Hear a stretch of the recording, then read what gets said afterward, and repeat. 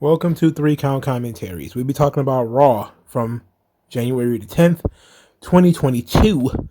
A not very good episode of Raw. Look, Raw is almost never good, right? Never from top to bottom. There were some interesting things that occurred. There were some interesting matches. There were some interesting angles.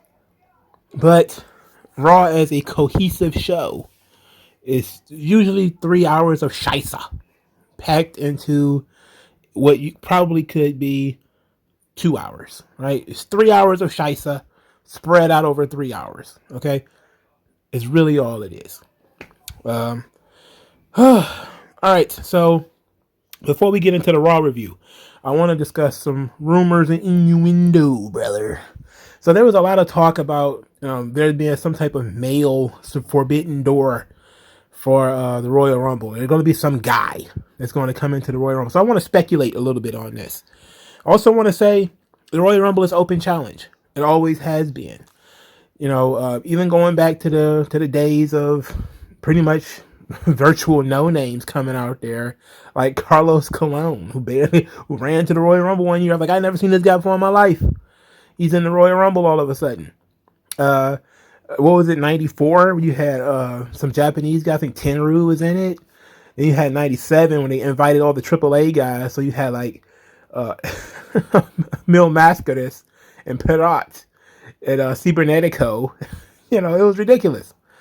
Then of course they started smartening up. They started just, I think Bob Backlund was in, I think the 93 Rumble. So they do bring in legends. Now they just seem to, for a little while there, AJ Styles kind of broke the whole free agent barrier. They would bring a guy in who was a free agent at the Royal Rumble. They've done returns. They've done legends. Mickie James is breaking that glass ceiling as far as being the first person from another promotion that's going to come in. So when people say it's going to be a forbidden door thing, I'm guessing they're meaning not a free agent, but somebody who literally is signed to another promotion. That being said, when I looked on Twitter as people were talking about this, there was a lot of talk about Chris Jericho. That is going to be Chris Jericho who's going to be the guy who's going to, break the fourth wall for the men. He's going to be the guy Vince is going to ask to enter the Royal Rumble this year. That would be nice. I would actually be okay with Chris Jericho making one final appearance, but I don't think it'll be Chris Jericho. I think Jericho is a little too important to AEW. I think him doing a sit down with Steve Austin is one thing. Him wrestling a match where he could potentially get hurt is something completely different. Tony Khan should never let that occur. Do not let that happen. I saw some people say it's going to be John Moxley. I say, you're ridiculous. It's not going to happen. CM Punk, forget it. Most of the top guys in AEW, you can pretty much forget it. If it is Chris Jericho, I would be so surprised. I mean, squeal. But only because of the surprise factor, not really because it's Chris Jericho. I see Chris Jericho pretty much every week. If I had to render a guess, it'll probably be somebody, probably like Matt Cardona. It'll probably be Zack Ryder. And people are going to be real disappointed that they thought it was going to be some big-time male superstar, and it's really just Zack Ryder. Even though Zack Ryder is kind of he's on a bit of a roll as far as reinventing himself outside of WWE. I just don't believe it's going to be a big star from another promotion, really, because there aren't that many. I mean, who could it be? Who could AEW spare to send to the Royal Rumble to get thrown out? Because they're not going to win. So why would you send Danielson or Punk or anybody like that and they're not going to win?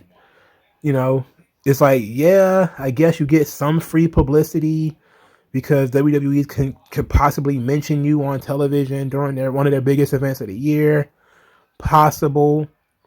Likelihood, little. Especially if they might not want to advertise AEW. That makes no sense. Why help AEW? Well, help them directly. It's one thing to help them indirectly through all the releases and stuff like that, and let them make their own decisions about who they hire and fire and all that shit. That's a different thing than from making the decision to, directly talk about them on television. That's a completely different decision to make. So if there's going to be a male who's going to be the quote unquote forbidden door guy, I'm going to go with probably going to be somebody like Matt Cardona or Heath or somebody like that. Maybe somebody who's a regular in Ring of Honor, not Ring of Honor, something like that. Big time AEW name, probably not.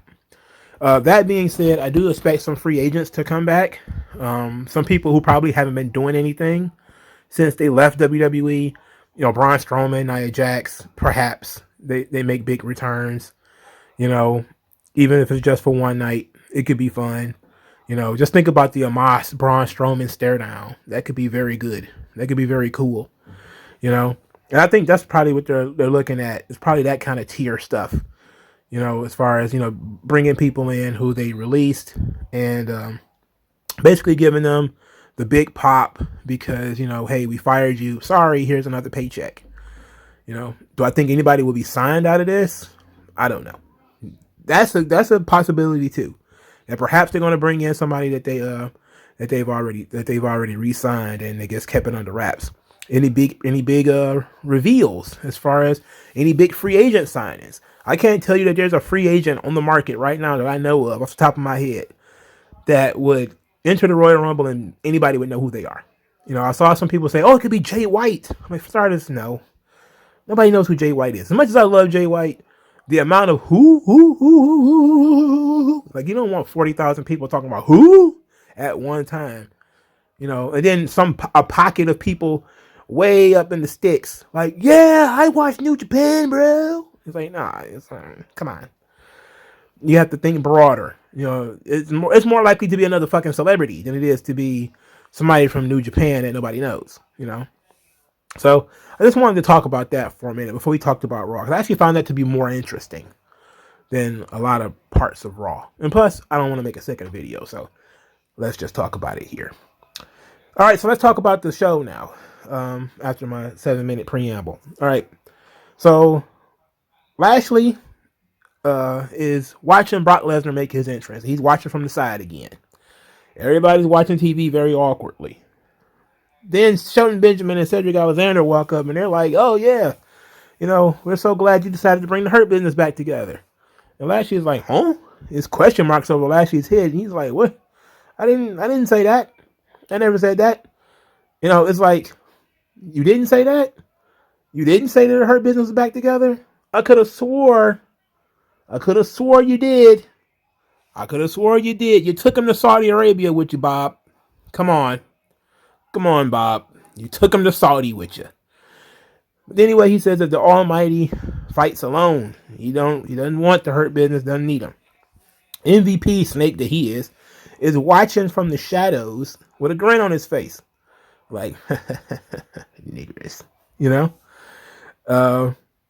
So that was a nice little setup. It's clear that MVP is manipulating this situation. And it's clear that Lashley is honestly gaslighting Shelton Benjamin and Cedric Alexander. They took the picture together. As they reformed to fight Goldberg. And then Lashley broke the team up again. Is that what we're going with here? That was so frustrating to me, dog. I stumbled on that one for a little bit. So Brock introduces, Heyman introduces Brock. Lashley interrupted before Brock even said anything.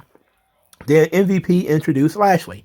Now, instead of MVP and Heyman getting it on verbally, they took their time with that. They actually backed away. They let the two guys talk. They let Lashley and Brock talk, which, you would think not a good idea. But I actually liked this exchange. Lashley says that Brock has been ducking him for 20 years. That it's been an honor to share the ring with him. But hey, you've been ducking me. Brock says that he's been climbing the ladders of success, winning championships in this ring and others. And maybe you should have climbed the ladder of success a little sooner. Then if that was the case, I would have beaten you already. And we wouldn't be here right now. Which I thought was excellent stuff from Brock. Because it kind of shows that they do have similar paths. Both national champions and amateur wrestling, both MMA fighters. Brock won the UFC title. I think Lashley fought in Bellator, I believe. So they have similar paths. Lesnar left WWE, went to Japan. Lashley left and went to TNA. They both became world champions. Lashley became world champion in TNA. Brock became world champion in Japan.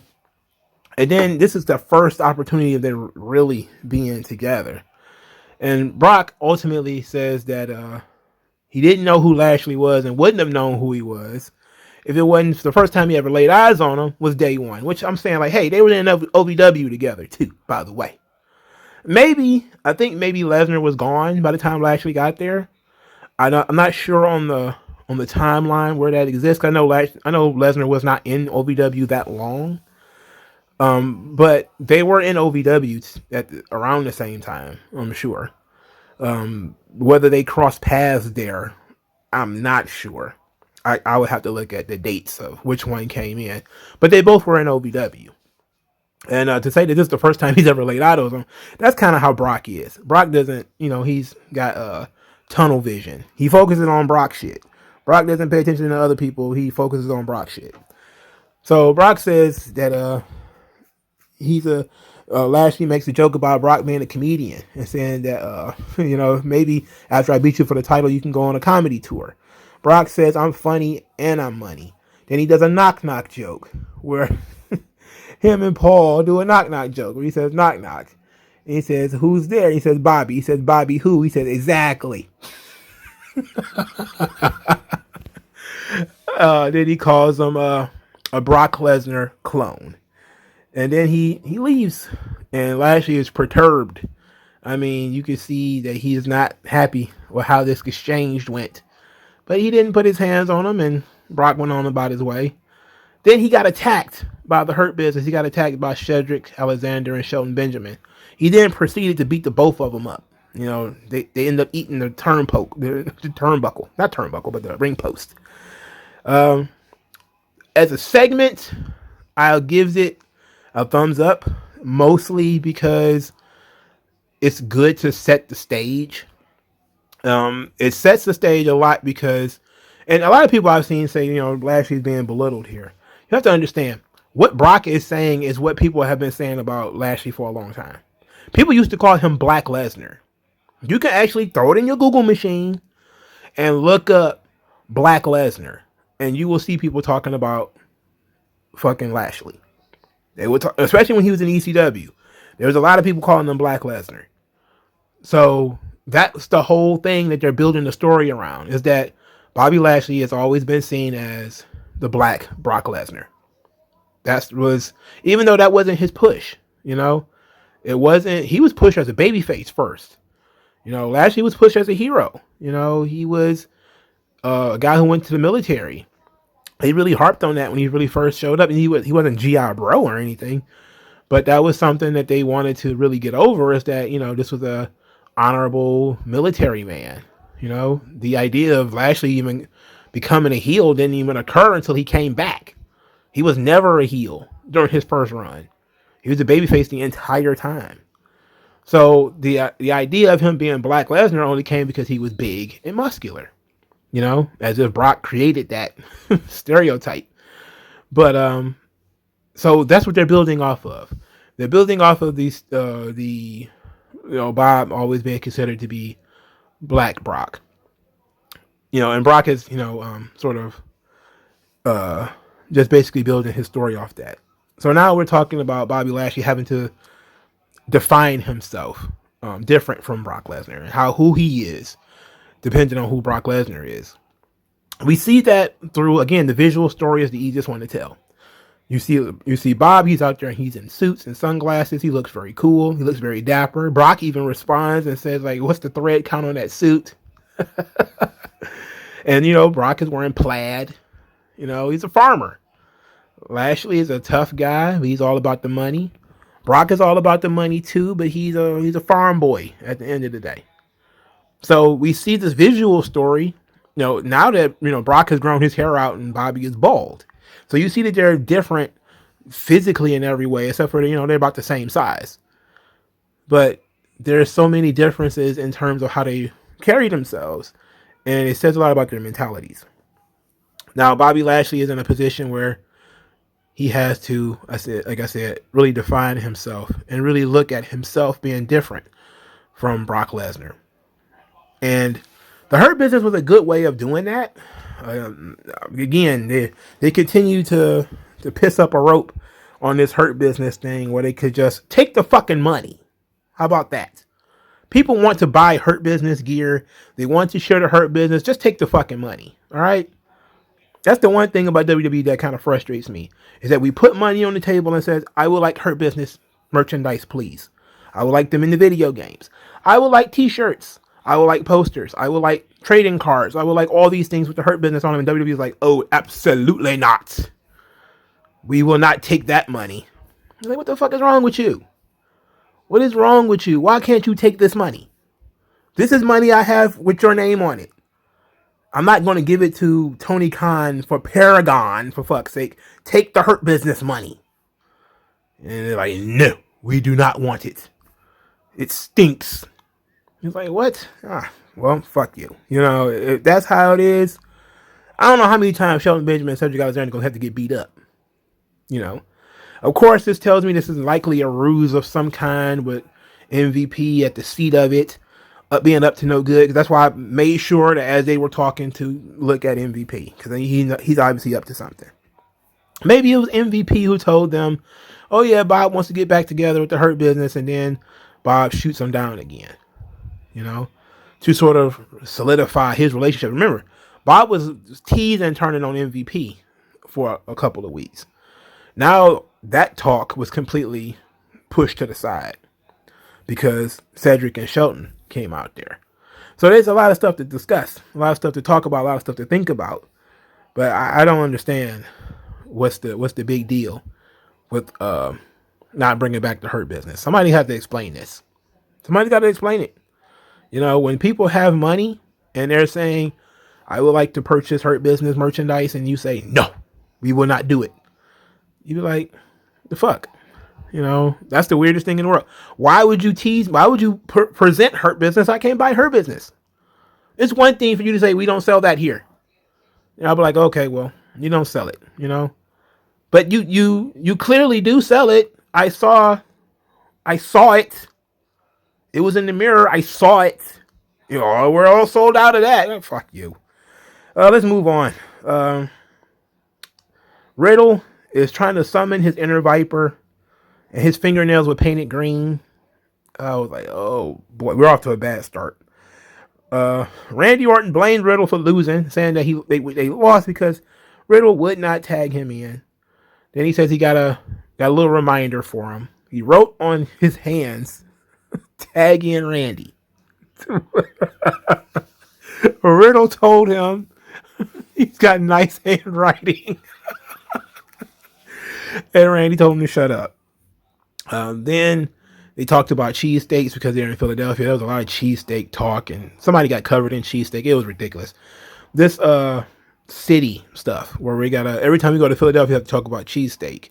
When we go to Cincinnati, we gotta talk about chili. We go to, you know, Chicago, we gotta talk about deep dish pizza. It's like, okay, can we, sports teams and fucking food? Do our cities known for anything else? Like, can you talk about the fucking Underground Railroad when you come to Detroit? That would be nice. You know, can you talk about what was Pontiac's Revolution? Can we talk about that? Pontiac was a Indian chief. I wouldn't say he was a chief. He's more like a high-ranking Indian. He confederated all the Indians together in order to fight the white man. We have a city named Pontiac, and the Silver Dome was named after that guy. Cadillac was actually, I think he was a French guy who ran some of the ports around here. What am I talking about? Anyway, RK Bro lost the tag team championships to Alpha Academy. Alpha Academy, Otis finally wins a title. He won clean. Randy gets a huge pop when he tagged in finally. Huge pop. Man.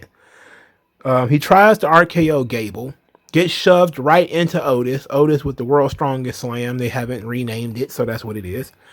And and he pins Randy Orton clean. Okay, Otis finally getting some momentum. Gable wins tag team championships with like his 6th different partner. This is just you would think Gable is always a bridesmaid. This whole push, by the way, is all about Otis. WWE is all in on Otis. You know, they're not quite even half in the bag when it comes to Gable, but they're behind Otis 100%. I kind of figured they would win when I saw the video they posted online of Otis and Gable working out, and Gable was lifting, and he hit the final lift. Then they were celebrating that he had lifted all this weight, and then he tried to RKO Otis, and he pushed him off like they were preparing for the out of nowhere. Like you had to be prepared at all times. I like that. RK Bro losing doesn't matter. It doesn't matter. I guess part of it is now they begin, I don't want to say their breakup, but they begin, I don't want to say their separation, but they're put in a different position now. Where now that they've lost the tag team titles, and they didn't lose because of Riddle, they lost because of Randy. So it's a different story already from Nikki and Rhea, even though they are pretty much along the same path. Randy lost the tag team titles, not Riddle. So this should motivate Randy to want to be a better partner and buy in more on Riddle's garbage.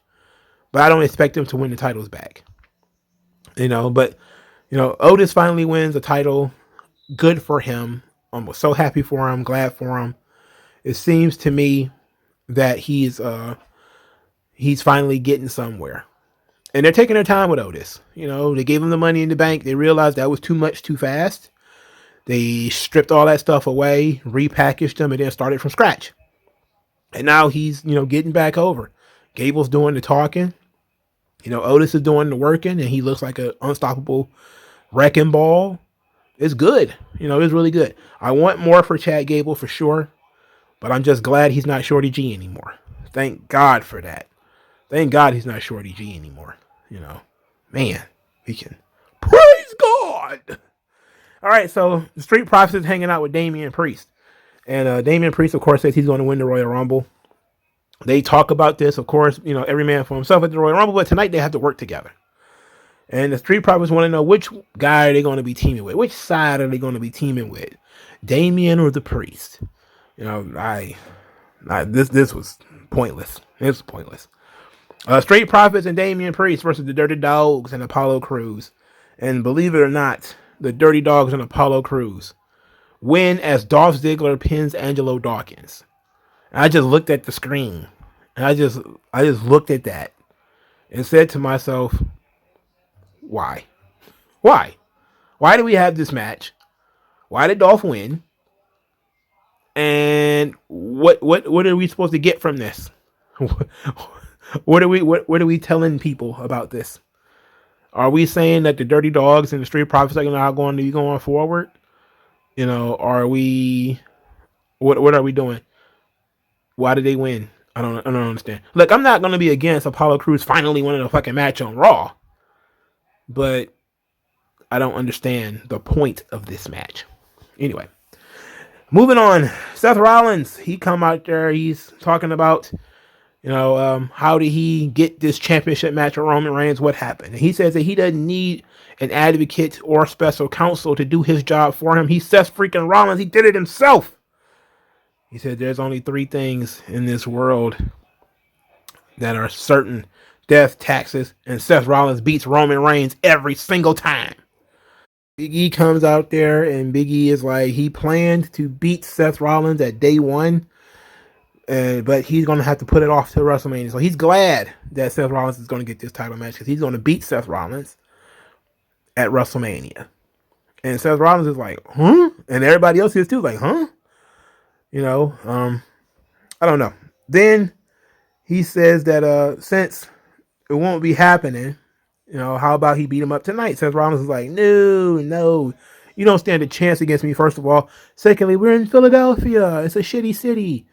This city doesn't deserve me to wrestle here. Yada, yada, yada. And I'm not ready. Then Big E said, hey, if you don't want to fight next week, how about we fight right now? And then for some reason, Seth Rollins, who didn't want to fight right now, was also said, hey, how about next week? And then Big E said some stuff. He's like, okay, well, I'll fight you right now. I'm like, oh, okay. Sure, whatever. Do your thing, dog. I thought, hey, this match is going to be an easy disqualification. Nope, Seth Rollins pinned him. Clean, with a stomp. And I just was like, whoa. Oh, boy. Oh, boy. This one was completely unnecessary. Big E, he's going backwards. All right. I think in the last 4 weeks, Big E has been pinned maybe 3 times. He certainly got pinned when Lashley got added to that match. He got pinned in the day 1 match. Now he just got pinned this week. He has been, somebody is got their boot on his neck. And it is what it is. I mean, there was no explanation to why he specifically wanted to beat up Seth Rollins. Not entirely sure why. Now, it would have been nice if they'd have built it off like the NXT or something like that, or, had some other issue between the two of them. I couldn't think of it at the time, but there seems to be some underlying heat between the two of them. And this is strange. Now, I still believe that Big E will win the Royal Rumble. And clearly, Seth Rollins had to win this match because he has not won a match in a long time. Believe it or not. I don't know when the last time Seth Rollins won the match. That's typical WWE booking, though. Guys will go weeks, they'll wrestle every fucking week, but they will never win. I don't know when the last time Seth Rollins won a match. I don't know when the last time Seth Rollins beats anybody of any sort of edge. I think it was the last person he ever beat that had any name to them. I think he beat Finn Balor too, maybe. But that was so long ago. Had to be at least 6 weeks ago. Because they were building up day 1. He didn't wrestle that often. Well, he wrestled often, but he didn't wrestle big names that often. He lost to Kevin Owens, so I know that.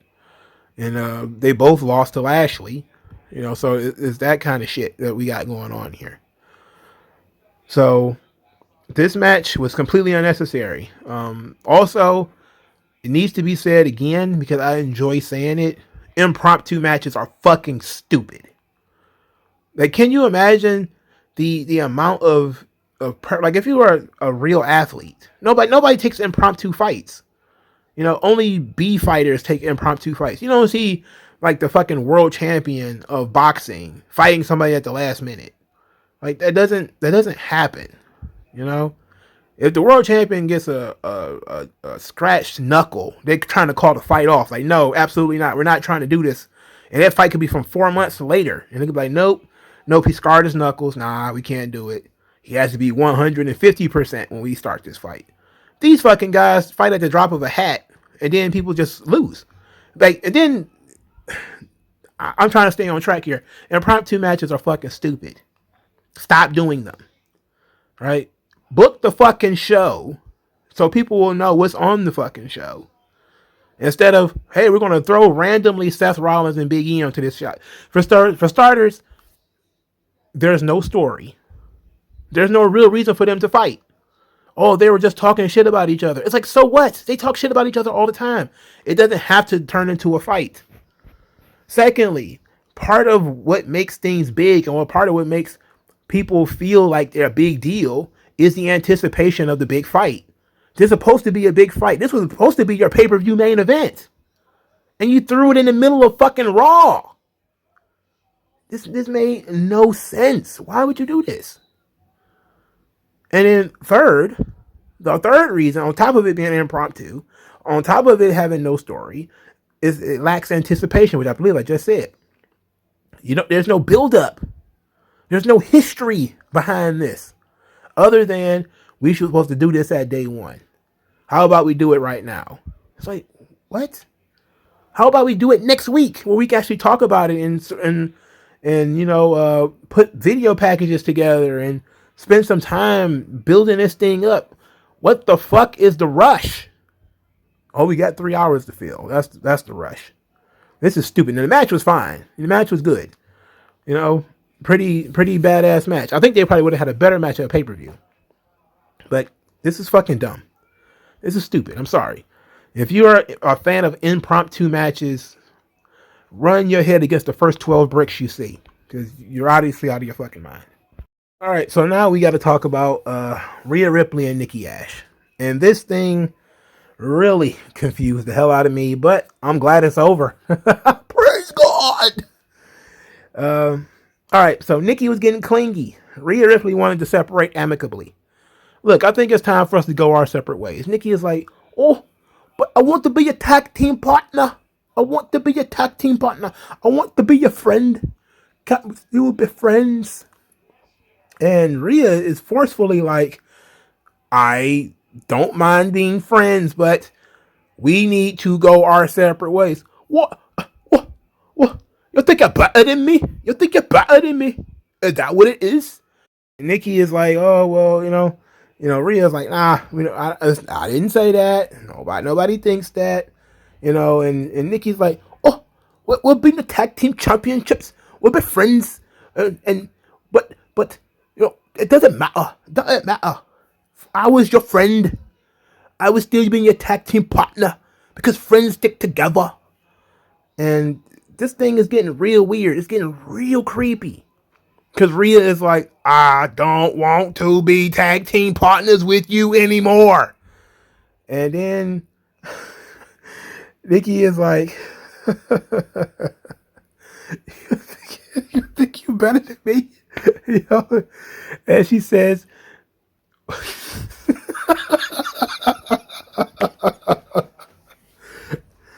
you know, she starts talking about how one of them is clearly the best in the ring. I can't even do the Nikki voice anymore because I'm trying to stay focused here. And Rhea is like, I don't think I'm better in the ring than you. And she's like, I'm talking about me. And everybody's like, huh? And what is going on here? It's completely off the rails at this point, dog. Like we see that the heel turn is there. And we're like, wait a minute, are they going to get there? Now Nikki is talking about how she's better in the ring than Rhea. And I'm like, Then Rhea says, okay, look. I wanted to be your friend because I liked how you were almost a superhero. You wanted to believe in yourself and everything. And Nikki was like, okay. You don't want to be my tag team partner. Okay. But maybe we can still be friends. Can you shake my hand and say that you still believe in me? And Rhea's like, sure, I'll shake your hand and say that I believe in you. And I've always believed in you. Sure, absolutely. They shake hands, they even hug. Rhea Ripley even kisses her on the forehead. I was like, what on earth? What world have I fallen into? And then Nikki celebrates. And she goes over to the ropes. She's like, yay. And the camera is on Rhea. And I'm thinking, okay, she's about to kick Nikki right in the fucking face. You know, let's jumpstart this thing. Kick Nikki right in her fucking chops. Right in her bag of haggis. Kiss her right in the face. Nope. Instead, it's the other way around. Nikki sucker punches Rhea, knocks her down, clubs her across the head, then scampers away from the ring and says that superheroes don't need friends. And with a big smile on her face. And again, I sat there stumped at how this is the decision we can make. Now, look, I'm always about having that Twisted Sister back. I've been calling for that for at least 2 months. I've been saying we need to drop this superhero shit. We need to go with the Twisted Sister. If that's the direction we're going in, dub. The dub's so big on this one, I need sunglasses because it's shining. If we're going to get heel superhero Nikki, I do not know how that's going to work. I don't know how that's going to work at all. I'm interested, though, in why the big badass in Rhea Ripley was being so nice. She was being so nice and so caring and so patient It should have just been like, Nikki, fuck off. I don't want to be your tag team partner anymore. I didn't want to be your tag team partner in the first place. I get what they were trying to do. They were trying to really, really, really make Rhea the babyface here. The problem with Rhea, when she first came to the main roster, not first because that was last year, when she first came to the main roster in 2021, it was that she was on that stupid Damian Priest. Sometimes he's a good guy, sometimes he's a bad guy. She never really got any momentum. She was making fun of Asuka one week, then talk about how much she respected her the next week. Then she was showing up on NXT where she was the babyface for all the other babyfaces. Yay, we're all friends. And then she was doing heel shit the next week. It was constant back and forth. And then she lost the belt to Charlotte. And then they decided, oh shit, she's a babyface. And then decided to go with that. And that's what she was for a while. That's what she is now. And instead of, they wanted to make sure that the heat got on Nikki.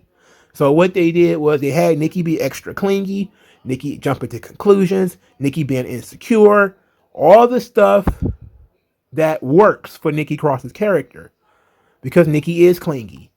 Nikki is crazy. That's Nikki's character from the beginning. Nikki is not completely, totally balanced. This kind of thing would set her off. Okay? That's what I liked about this segment. I thought the segment went on too long.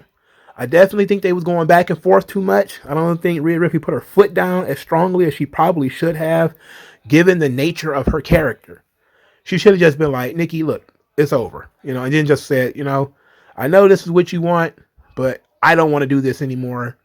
I want to be the Raw Women's Champion. We can still be friends. I'm not going to kick your ass. I'm not going to turn on you. People have been telling me to turn on you and beat you up. No, that's not the right thing to do. And then you have Nikki attack her from behind or something, But what took place here was fine too. It's a little hard to buy with Nikki being so much smaller than Rhea. And that's also going to be the weird thing, is that Nikki is so much smaller than Rhea that it's going to be difficult to do sympathy with Rhea outside of Nikki needing some kind of weapon. Like, Nikki needs a weapon. She needs like a bat or baton or something. Otherwise, nobody believes that she's a physical threat for Rhea Ripley. So she has to be an emotional threat. So this is fine. Nikki is, again, crazy. She's always been crazy. It's not like it's something new. She was really clingy on Alexa Bliss too. So it makes sense that she was, and Nikki gets a little clingy sometimes when it comes to her relationships because she doesn't have a lot of friends. She's supposed to be like a feral human. Like that was the whole thing with Nikki at first. So she was kind of, Dean Ambrose-ish. Let's put it like that. But now she's seemingly an insane superhero. That could be fun, but I would rather Spider-Man no more of that shit. Like I said, my favorite way of doing this was to show Nikki being depressed, taking off the superhero gear, throwing it in the garbage, and then walking away. And then we don't see her for 2 or 3 weeks. And then she comes back nuttier than ever. Being completely losing faith in herself. Now we're seemingly going delusional, arrogant heel. That's not who Nikki Cross is. Nikki Cross is a daredevil. She's nuts. We should be doing something else with her. But I'm interested in where they're going to go from here. I think that they're kind of done some really odd booking in terms of Rhea and what Rhea is supposed to be doing. But it is what it is. At least it's over. That's why I say praise God. At least it's over. Praise God. So Reggie is hanging out with Dana Brooke. He bought her a cheesesteak because we're in Philadelphia, if you hadn't noticed. Then his 24/7 title sense starts to tingle. And of course, it's Akira Tozawa and R-Truth and Tamina and all of them. It's stupid. They all run into A.S.H. And A.S.H. starts to basically Heidenreich. Why did I say that? Because that makes me think of the wrong thing. All right, so he starts to strangle Reggie. You know, he got him up, just strangling him. Because Reggie bumped into him. And even though he said no disrespect, I didn't mean anything by it. Amos told him, watch, because, I'm going to do the worst next week. Then we get Amos versus some guy in hot pink tights. He got instant heat with me. This guy named Nick Sanders. It wasn't much. Of course, it was a squash match. Bianca, Doudrop, and Liv Morgan cut promos throughout the night. I was shrugging. It was basic promos. I'm going to win. Yada, yada, yada. Who cares? We did a cutting edge segment. This was fun. Edge comes out there. He fillets Beth Phoenix, which, he probably should. I mean, he married her. Should, right? Talked about, they showed a video package for Beth, and Mickie James was in the video package. I'm like, hey, they just blowing this shit out of proportion, dog. She gonna be on everything now. They gonna put Mickie James on some fucking money at this point. They gonna print a Mickie James $2 bill because she's in the video packages. She gonna be in the Rumble. She gonna be on everything. Put that bitch on everything. Anyway, the video package, Beth said it was only a smidgen of the damage she got planned for Maurice, and that she looks forward to shutting their mouths for good. Beth Phoenix and Edge flirting on TV, absolutely gross, disgusting. But I don't. It's kind of cute too because it's always nice for the spice to still be there. They've been married for a little while. They got kids and everything. I'm glad they ain't got deadbed. Keep the fire brewing. Just I don't mind it.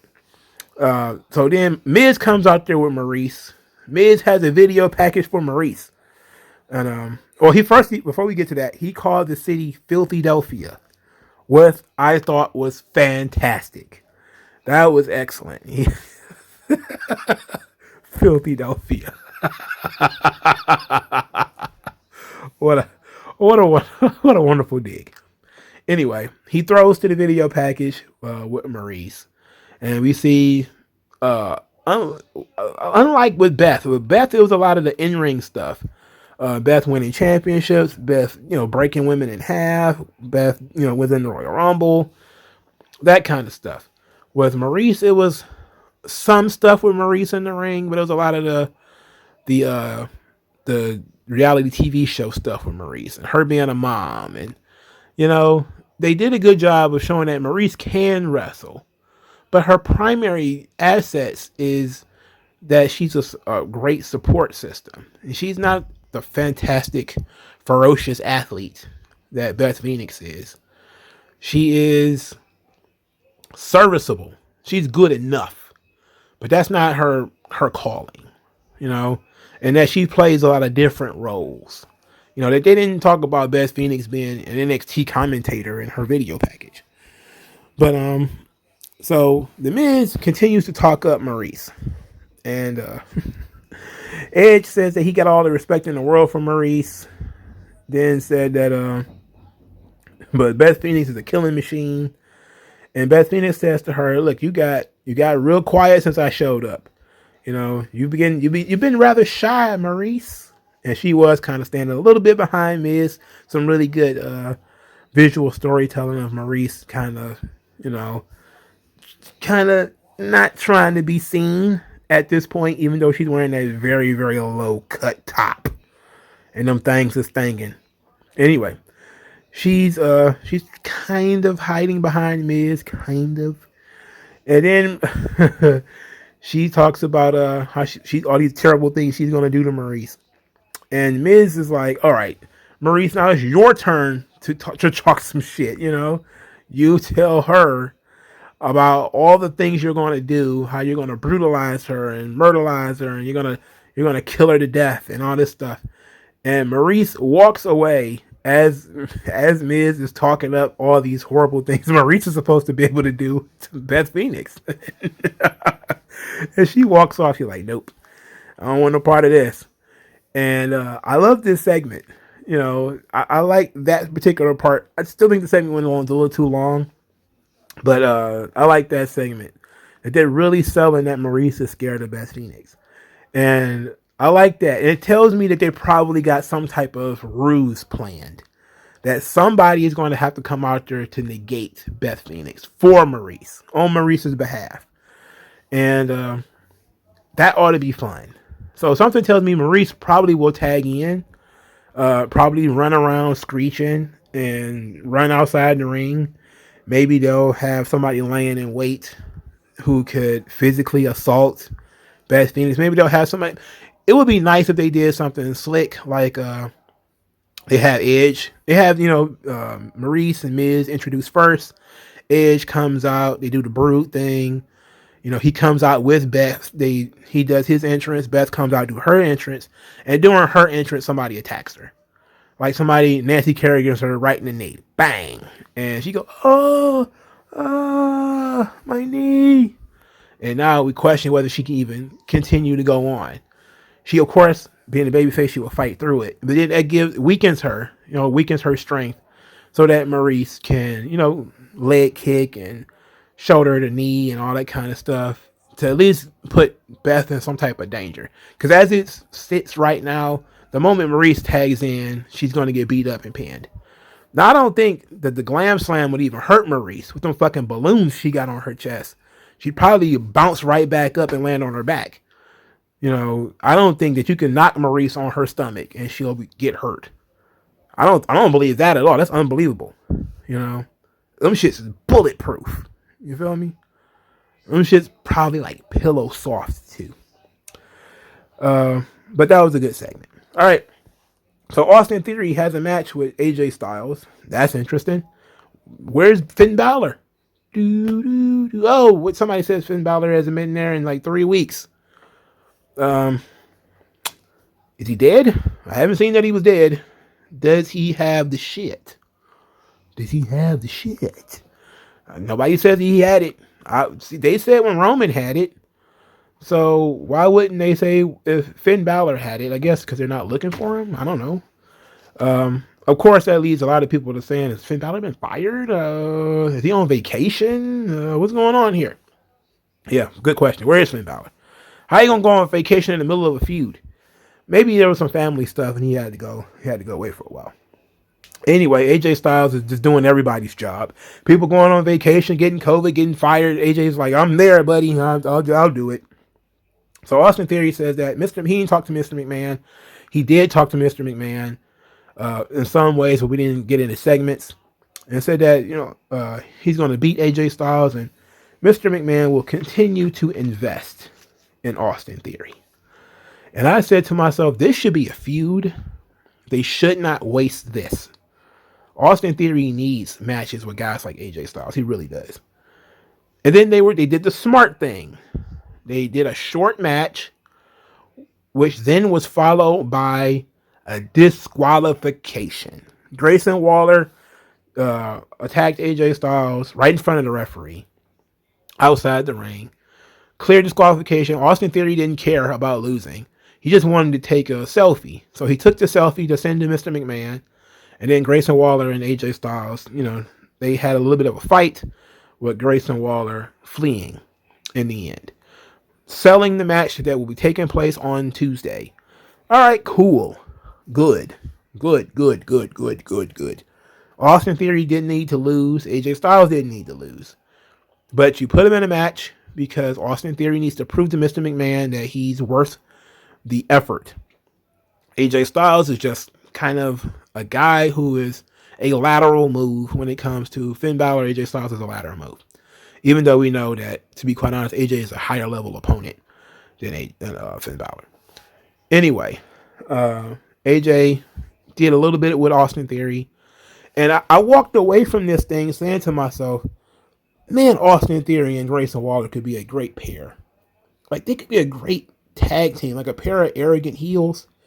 I know it doesn't fit the Grayson Waller character to be in a tag team right now because he's all about the attention being on him and him alone. He don't want to share the spotlight.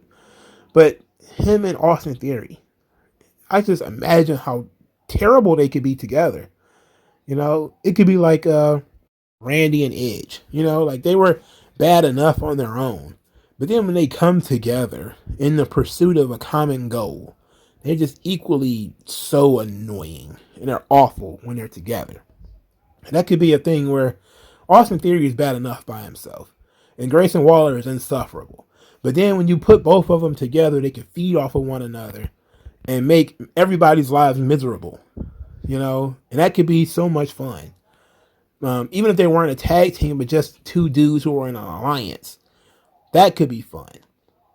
But unfortunately, I don't think Grayson Waller's character can really handle having the spotlight split right now.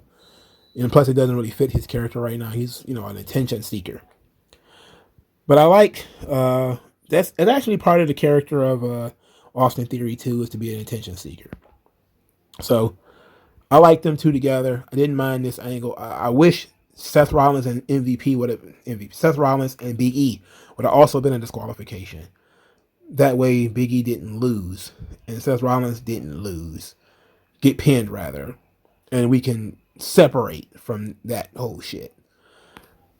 The strategic use of disqualifications to get out of matches that shouldn't have been booked sometimes very smart. Okay, so big time Bex. She went to commentary, and then we throw into a video package of Alexa Bliss in therapy, where she asked to be fixed. She then was shown a clip of Charlotte ripping apart Lily and was asked how she felt by her psychiatrist. She ended up throwing a tantrum. She poured water all over the floor. She started smashing some glass, throwing shit, breaking stuff. She needed to be in 4 points. I'm not even going to hold you up. She needed some Haldol and probably a little bit of Ativan. She's out of her fucking mind, and she just started tearing up shit. And, destruction of property, that's aggression. And aggression is towards aggressive towards other people. Had to put you in 4 points. So she probably needs to be in 4 points. But, I mean, it is what it is. I'm not a doctor. So this is the segments they're going to be doing to talk about Alexa Bliss's journey back to Raw. So clearly it's going to end with Alexa Bliss becoming sane again. Now, of course, we of course could have booked something better than this. If they'd have done Nikki A.S.H right, Nikki could have been her counselor. If Nikki was really a superhero, she could have, gone in there and conversed with Alexa Bliss and tried to coax her friend back to reality. And that would have been a far greater, more impactful, more emphatic story. And probably would have been something people would have remembered in the long term. That time that Nikki was a superhero and took time out to go and help her friend, who really helped her find who she was. That's a far more endearing story. Far more powerful. Puts far more smiles on faces.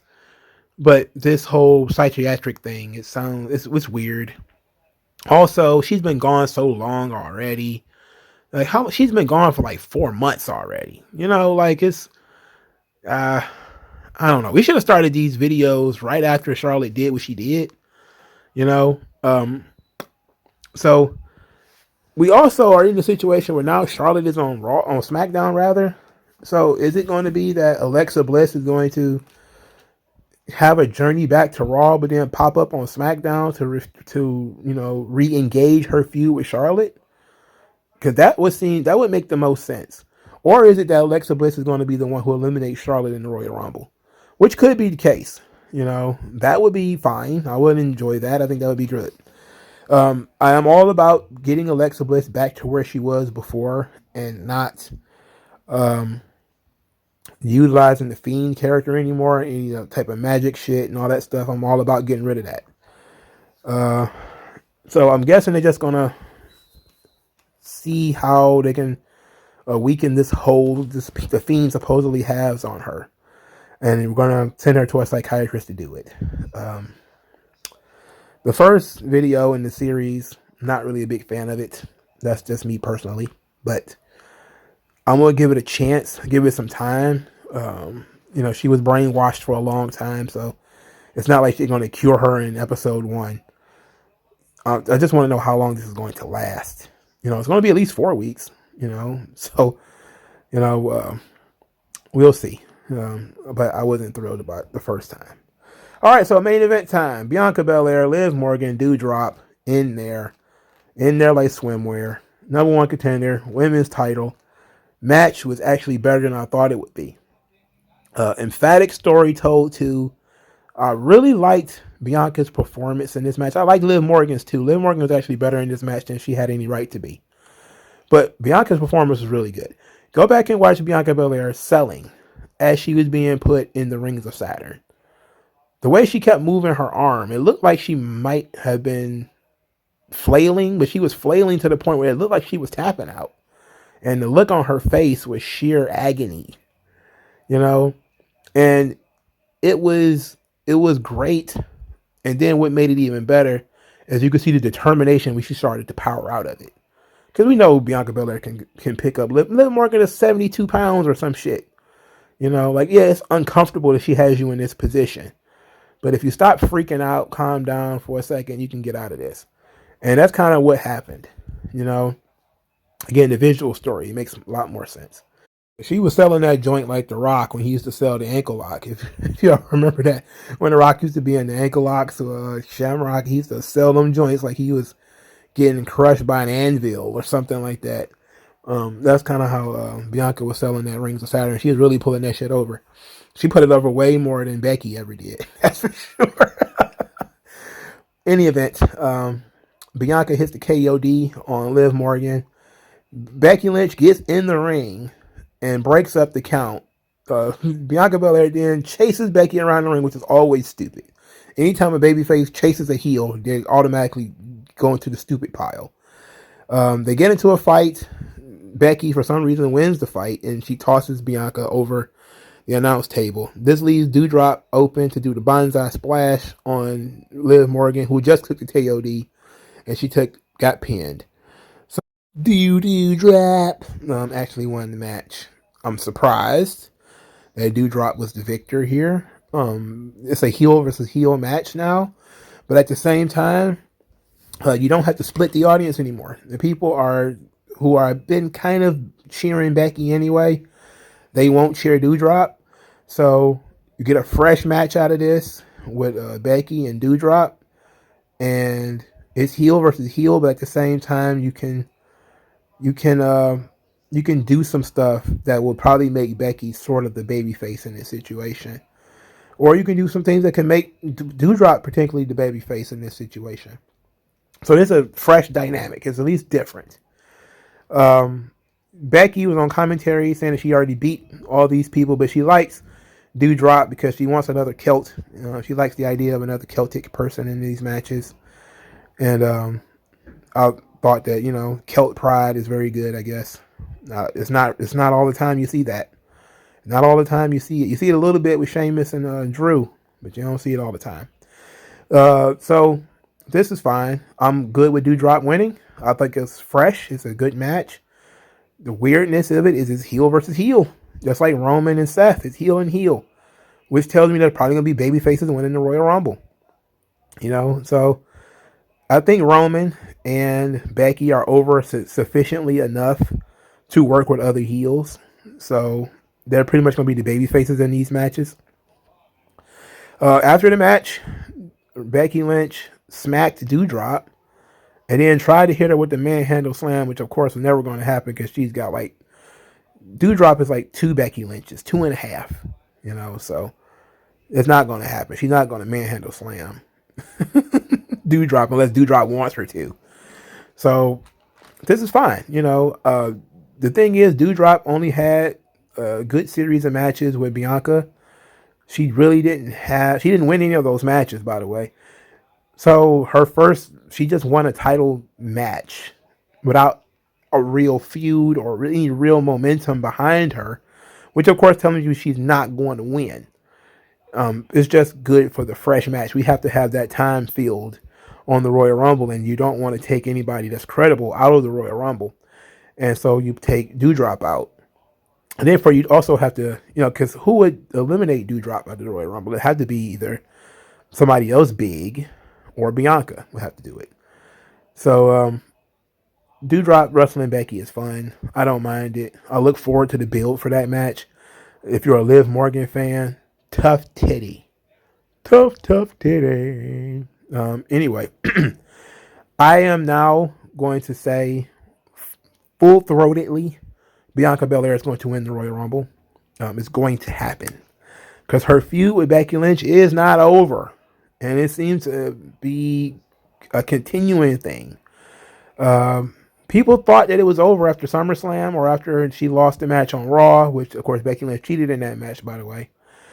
So they've been telling this long-form story. It's been a couple of weeks now. To be quite honest, a long-form story should be longer than a month or 2 or 3. Should be at least 6 months. But so they started this thing way back in August.